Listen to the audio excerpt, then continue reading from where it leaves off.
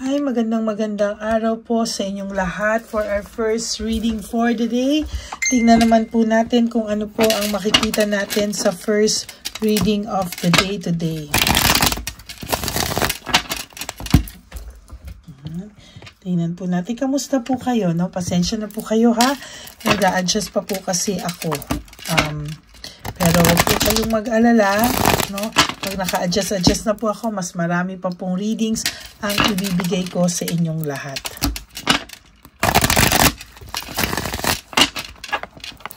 Okay. 1, 2, 3, 4, 5, 6, 7, 8, 9, and 10.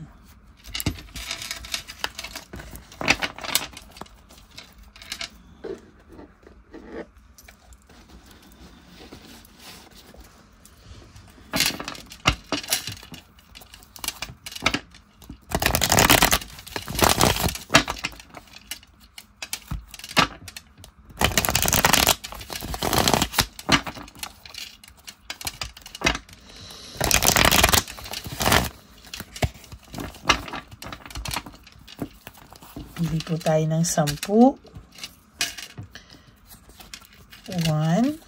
2, 3, 4, 5, 6, 7, 8, 9, and 10.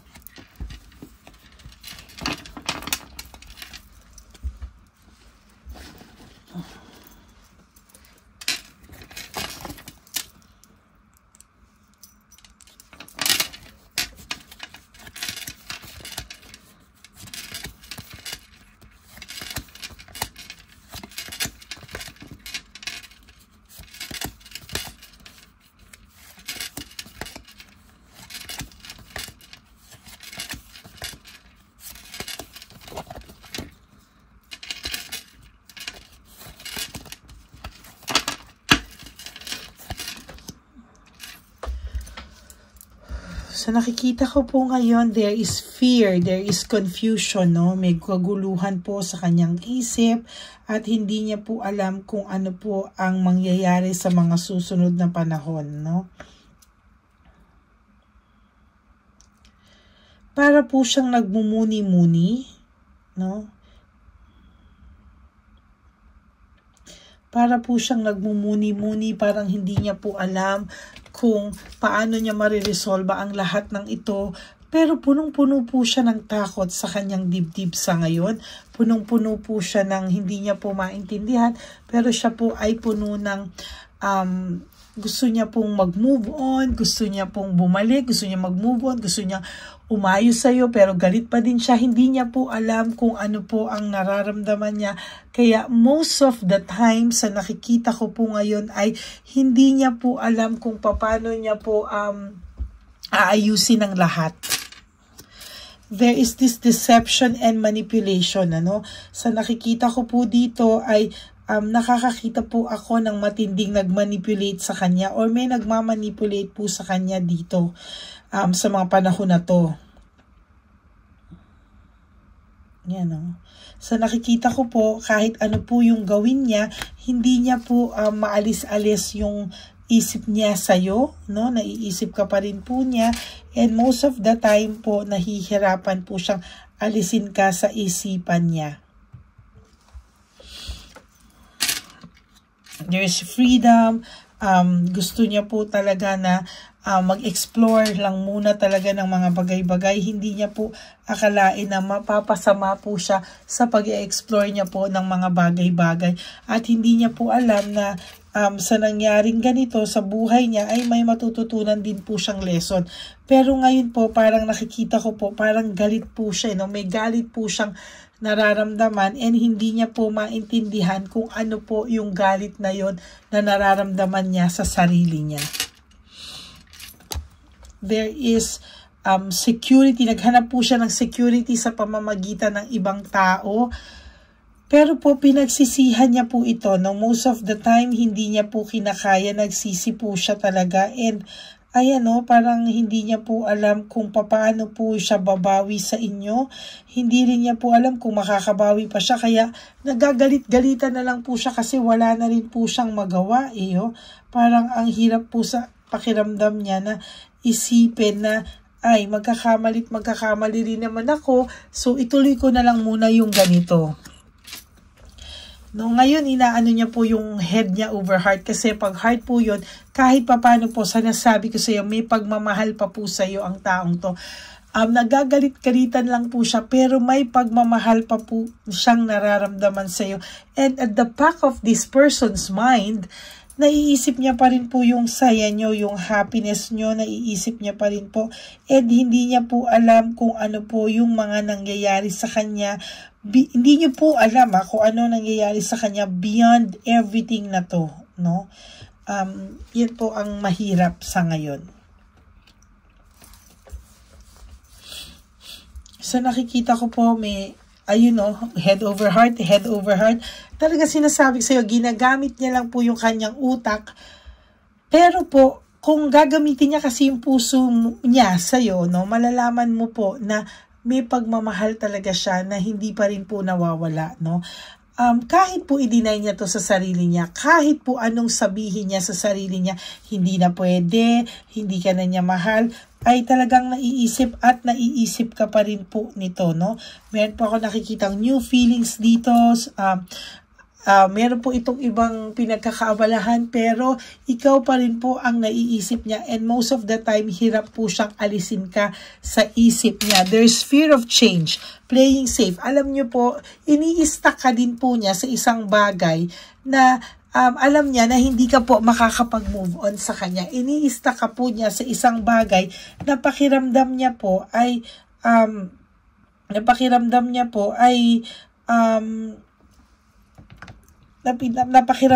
po ay talagang nandun, no? Nandun po talaga yung kanyang puso, no? Ayaw niya po ikaw umalis doon sa sitwasyon na naiisip mo siya. Ayaw niya rin pong makamove on ka. As a matter of fact, dahil po sa sitwasyon na ganito ngayon, ay gusto niya pong ma-stuck ka. There is emptiness and dependency, no? Sa nakikita ko po, ay meron po akong dependency nakikita dito. Gusto pa rin po nito na hindi ka pa rin po makapag-move on sa kanya. Kahit pinapakita niya sa yung gigil na gigil siya sa iyo, sinisiraan ka niya, mahal ka pa din niya. Kaya kanya sinisiraan kasi hindi niya matanggap sa sarili niya na kaya mo na nang wala siya. Hindi niya matanggap sa sarili niya na nagkaganito kayo. Kaya kino-convince niya yung sarili niya, china-justify niya yung sarili niya para mawala ka sa ganitong ulirat, no? Yan, no? Ay, nako. Yan, no? Hindi niya po kasi maisip na bakit, no? Gusto niyang i-justify lahat na hindi ka na worth it mahalin, hindi ka na worth it, alam mo yon, hindi ka na worth it mahalin, hindi ka na karapat-dapat balikan, pero all these things ay kabaliktaran pa rin ang naiisip niya, no? Natatakot din siya sa rejection. Kahit may resentment po siya, natatakot pa rin po siyang ma-reject mo, no? Totally takot po ang taong ito ma-reject mo siya, no? Kaya dinadaan niya sa ganyan.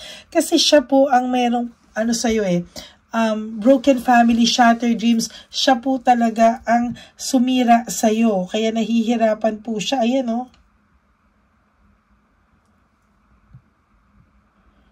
Yan, no? Oh. Then, there's finding peace. Gusto niya pong magkaroon ng peace of mind, pero hindi niya po magawa, no? Talagang naiisip ka pa rin po, no? Pero sa ngayon po, talagang pinapanindigan niya lang po yung tigas ng dibdib niya. Pero ganun pa din, no? Talagang mahal ka nito, pero ayaw niya pong aminin sa sarili niya, no? Ayaw niya pong aminin sa sarili niya talaga na naiisip niya yung inyong samahan, yung tagal ng pinagsamahan niyo, o yung kahit na hindi kayo matagal, pero yung level and maturity ng inyong pinagsamahan o yung lalim po ng pinagsamahan nyo. Wala po siyang motivation sa ngayon. Very, very lack of passion, walang motivation, and sa totoo lang, nakaka-stress po. No? There is this direction and control. Sa totoo lang po, yung direction po na ito ay hindi niya na rin po makita. There is this willpower, desire, no? Meron siyang willpower and desire na pagandahin yung buhay niya, ayusin yung buhay niya, pero wala po siyang motivation, wala siyang inspirasyon, and even the third party, hindi po niya magawang inspirasyon. There's boredom, lack of passion. Sa totoo lang, hirap na hirap po ito ngayon. Ano? Sa totoo lang po, yan lang ang nakikita ko talaga na hindi niya po maiiwasan yung maboard siya sa isang relationship. Alam mo po to, from a relationship to another, from one relationship to another, ay, hindi na po ito tumitino, no? Talagang, pero, naiisip ka pa rin niya, pero sinasabi ko po sa'yo, mahihirapan ka po dito, no? Sometimes, dahil po sa kanyang unresolved issues and emotional baggage, ayan, no? At talaga pong kailangan mo na po talaga niyang ayusin yung sarili niya, yung emotional baggage niya, bago po ito maayos lahat, kasi hirap na hirap din po siya sa mga emotional baggage niya. Sa mismong sarili niya, may coldness siya, matigas ang ulo niya, stubbornness. Ayan, no? Ang tigas-tigas po ng ulo niya, and sinasabi ko po sa inyo, emptiness and emotional loss, no? Meron po siya talagang emptiness and emotional loss dito. No? So, ayan, maraming salamat. Yan po ang inyong first reading. Kahit galit siya, no? Pinipilit niyang kumbinsihin ang sarili niyang magalit sa'yo, pero ang gusto ko lang pong iparating sa inyo, no, na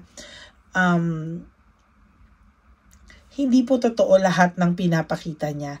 Hindi po totoo na bakit ganito, bakit ganyan.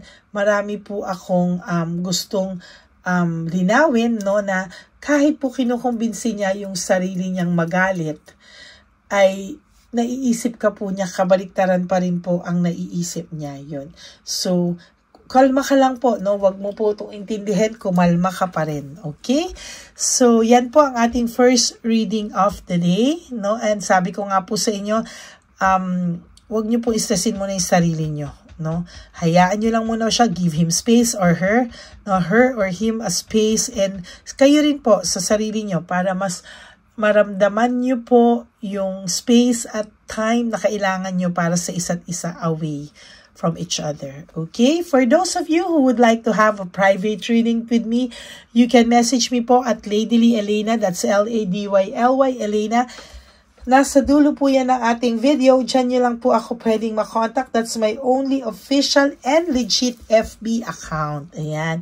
And for those of you who would like to give me a super thanks for this video, I would really appreciate that and love that from the bottom of my heart. Lalong-lalo na po, no? Lalong-lalo na po sa aking mga ever loyal and solid Lady Elena friends, family, and subscribers na patuloy po ang suporta at hindi po nag-i-skip ng ads. Malaking tulong din po yan para sa ating One Love a Day Christmas edition for our street lolos and lolas. Yan. Maraming salamat po sa inyong lahat.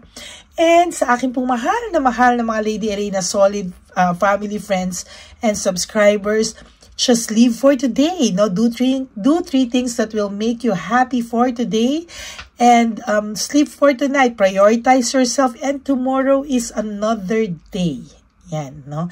And ulit-ulitin nyo lang po yan until one day masasabi mo na po sa sarili mo na nakasurvive na ako. Because you know, huwag nyo po istrasin ang sarili nyo because life is too short.